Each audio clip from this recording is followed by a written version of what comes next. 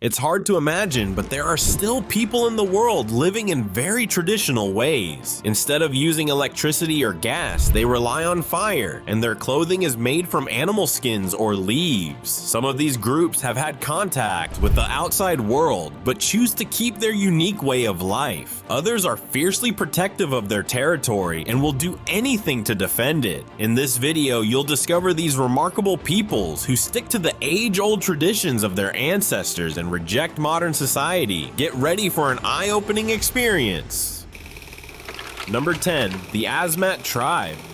The Asmat tribe lives along the southwestern coast of New Guinea, covering an area of about 7,300 square miles, and their population is around 70,000 individuals. This tribe is known for its unique culture and traditions. The Asmats have a deep reverence for trees, believing they possess the ability to share strength with people. This connection drives their passion for wood carving. They skillfully create wooden sculptures of their ancestors, craft spirit boats, and carry out sacred rituals that involve the mummification of their leaders using wood coals. According to their legends, the first Asmats were brought to life by a figure named Fumaripits. He shaped wooden figures of men and women and crafted a drum. When he played the drum and sang, the statues came alive and danced, becoming the first members of the Asmat tribe. The Asmat see a powerful link between people and trees. They believe that a person's legs are like tree roots. The torso is the trunk and the head is the crown. Just as a tree can grow strong and endure for years, a person can too, but evil spirits can disrupt this life. If someone dies early or not from old age, the Asmats believe evil spirits are at fault. To combat this, they carve wooden figures of the deceased from trees like mangrove, teak, and sago, known as ki.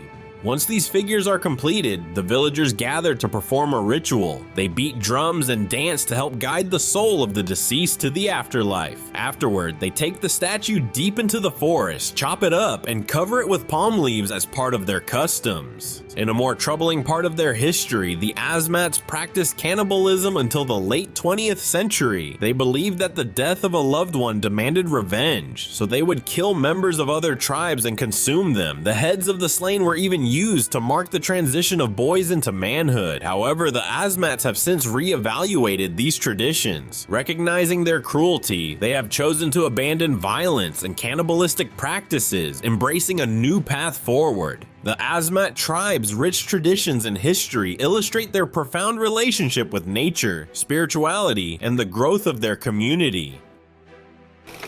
Number 9. The Chimu.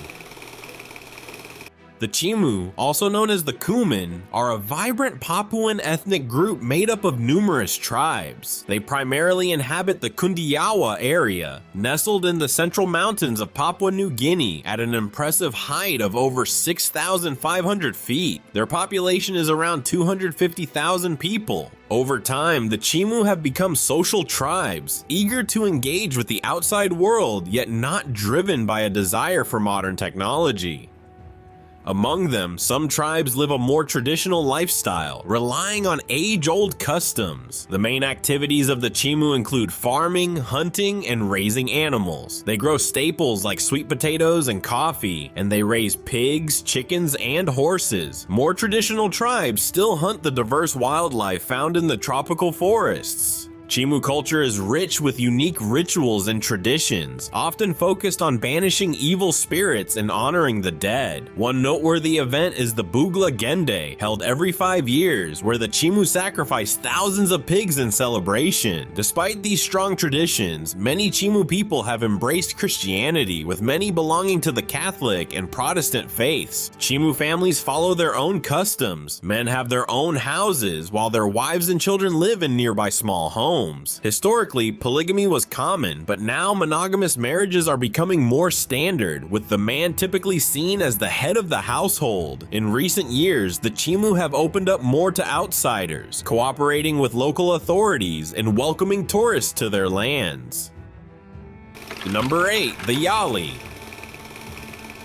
The Yali tribe lives in the remote highland areas of Papua New Guinea and has long turned away from modern civilization, avoiding contact with the outside world. The first encounter with these enigmatic people took place in 1988 when British explorer Benedict Allen bravely ventured into the dense forests of East Sepik province. In his words, the Yali greeted him with lively displays of strength and captivating dances, leaving an unforgettable impression. Nearly 30 years later, in 2017, Allen felt compelled to revisit the Yali. At 57, driven by his lifelong passion for exploration, he prepared for another bold expedition. Just before his flight from London, he alerted his followers on social media, asking them not to search for him, as he would be traveling to a place hidden from the world. For 1 month, silence surrounded the explorer, only to break in November when he was discovered at an abandoned airstrip in Papua New Guinea. Allen shared that the Yali welcomed him warmly, allowing him to observe their unique way of life. Remarkably, they even included him in a rite of passage into manhood, a profound experience for the seasoned traveler.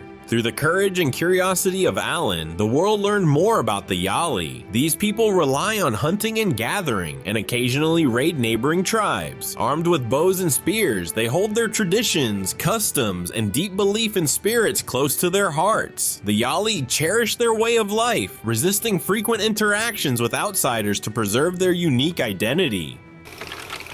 Number 7. The Surma.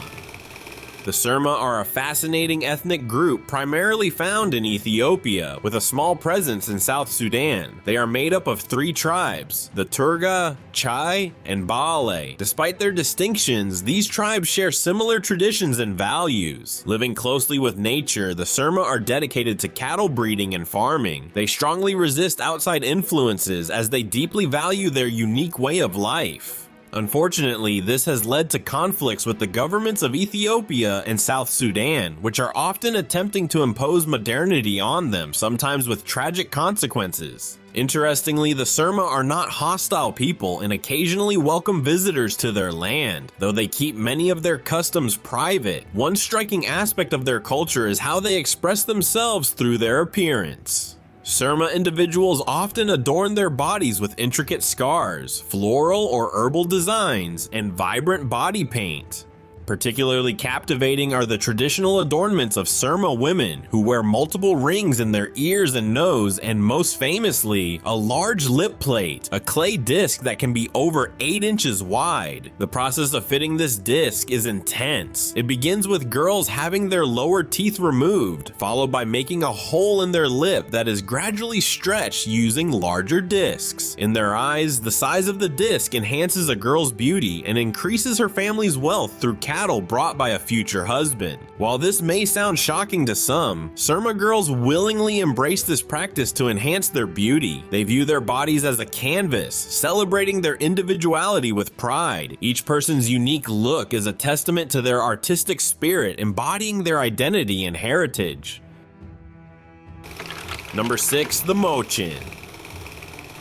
The Moken are a fascinating Austronesian ethnic group found in the Andaman Islands, along the western coast of Thailand, and in the Mergui archipelago of Myanmar. With a population of about 3,000, they are a nomadic people living in several unique tribes that spend most of their lives at sea. These tribes rarely set foot on land, choosing instead to inhabit wooden boats called kabang. Their connection to the ocean is remarkable. They navigate its vastness with ease and have adapted physically to excel in underwater fishing. The Mochin can hold their breath for several minutes while diving. Scientists have discovered that their spleens are larger than those of most people, which aids them in diving deep. Additionally, they have a special adaptation that prevents seawater from irritating their eyes, allowing them to see clearly underwater. According to Mochin legends, their ancestors once lived on land, serving a king whose daughter was taken by the sea. Stricken with grief, the king ordered all Mochin to search for her and not return without the princess. Since then, these tribes have roamed the sea, clinging to the hope of finding her. However, scientists tell a different story. DNA research reveals that the Mochin descend from Austro-Melanesians who once inhabited the Riau archipelago in Indonesia. Like the Mochin today, they were also nomadic, living off the land before many chose to move to the sea for fishing. For the Mochin, their boats are not just vessels, they are homes. Families cook, sleep, and live together on these small crafts. A family of 5 can comfortably reside in one boat, yet life on the water is fraught with danger. The Mochin often find themselves facing the fury of natural disasters, which can lead to tragedy. Because of this, some tribes have begun to settle on land. As time marches on, the number of Mochin who hold fast to their seafaring traditions is dwindling. The perils of their oceanic lifestyle and the pull of a more stable life on land threaten their unique way of life. The Mochin's incredible story of survival and connection to the sea hangs in the balance, a poignant reminder of the struggles faced by those who live on the edges of the ever-changing world. Number 5. The Naga.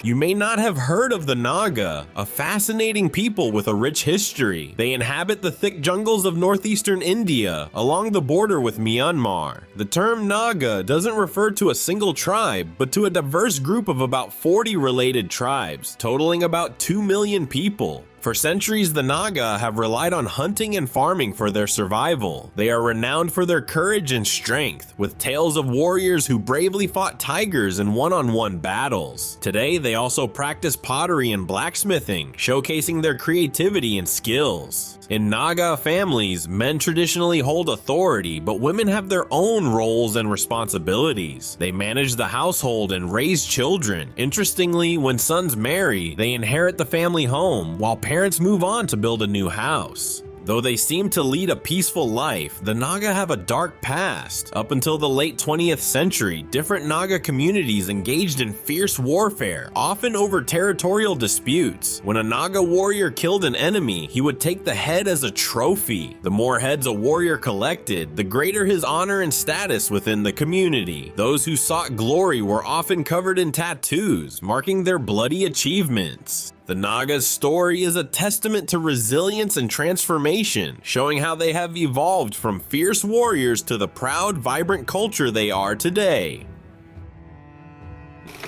Number 4. The Batak.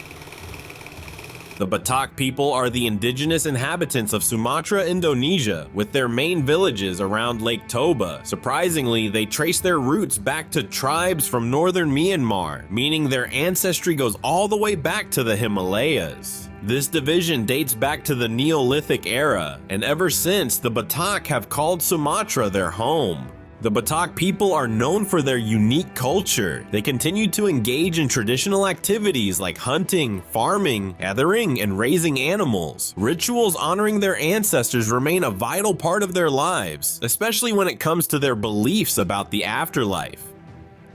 Funerals hold great importance, often accompanied by intricate ceremonies filled with dances and songs, reflecting their deep connection to their forebears. Today, the Toba Batak view themselves as peaceful and welcoming. They live in distinctive houses, can read and write in their own language, and create beautiful jewelry and pottery. However, it hasn't always been this way. The Batak are divided into 4 groups, and up until the early 20th century, they were known for their aggression towards outsiders. Their society included harsh practices like patriarchal slavery, and they even engaged in cannibalism. In their view, criminals were seen as less than human, deserving of a brutal fate. After a public execution, their bodies were consumed in a ritual. While this may sound shocking, the Batak now proudly state that they have left these practices behind. In summary, the Batak people have a rich history marked by transformation, moving from violent traditions to a more peaceful existence today.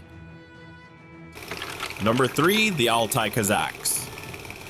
The Altai Kazakhs are a small but fascinating ethnic group living in the Kashagach district of the Altai Republic in Russia. With a population of just over 10,000, they carry on a remarkable tradition, hunting with golden eagles. Among them, only about 100 continue this age-old practice. Hunting with eagles is no easy task. Before these majestic birds can hunt, they must be tamed. The Altai Kazakhs journey into the mountains, searching for eagle nests. They take fledglings that are no older than 4 months, as it becomes almost impossible to tame older eagles. Hunters often prefer female eagles because they are larger and more aggressive hunters. Once a fledgling is chosen, the Kazakhs spend months building trust with the eagle. When the bird learns to obey its owner, it's time for the first first hunt. This thrilling activity usually takes place in winter. The eagle's prey includes foxes, corsacks, and occasionally hares. Riding on horseback, the hunter carries the golden eagle on his shoulder. Spotting potential prey, the hunter startles it before releasing the eagle. With a powerful flap of its wings, the golden eagle soars high into the sky before diving down to capture its target.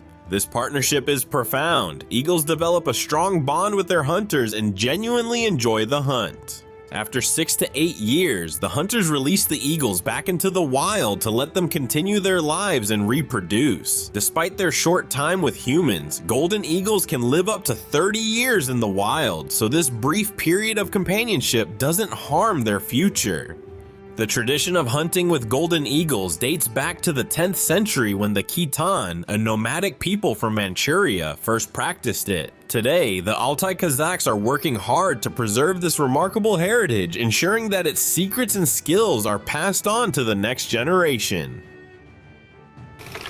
Number 1. The Skeleton People. In the Chimbu province of Papua New Guinea lives a remarkable tribe known as the Skeleton People. This tribe has striking customs that draw the fascination of many. During their dramatic rituals to banish evil spirits, the men paint their bodies black and then overlay it with white paint, creating a haunting image of a human skeleton. This transformation allows them to connect with the spirit world and drive away malevolent forces, embodying the deceased to communicate with them. Traditionally, only males, boys, and older men take part in these sacred ceremonies, as women are not allowed to join. For much of their history until the 1930s, the skeleton people kept themselves isolated, hostile to outsiders, and protective of their way of life. However, when scientists first reached their lands, the tribe chose to engage. This decision opened the door to understand their incredible customs and way of life. Today, the skeleton people uphold their unique traditions. They live off the land through hunting, farming, and gathering, relying on berries, fruits, and meat for sustenance. In this community, women bear the burden of the hardest tasks, while men focus on hunting or participating in rituals. Interestingly, the tribe has realized that tourists can bring valuable benefits rather than threats. Now they welcome visitors to their settlement in exchange for gifts. This newfound openness has positively changed their view of neighboring tribes, as they have stopped their past attacks and embraced a more peaceful existence, all while proudly maintaining their unique identity. We hope you enjoyed this video. If you'd like to check out more videos we've made for you, click on one of them on the screen or check out the channel. And don't forget to subscribe and hit the notification bell. It really helps a lot and means the world to us. Thanks for watching, and we'll see you next time.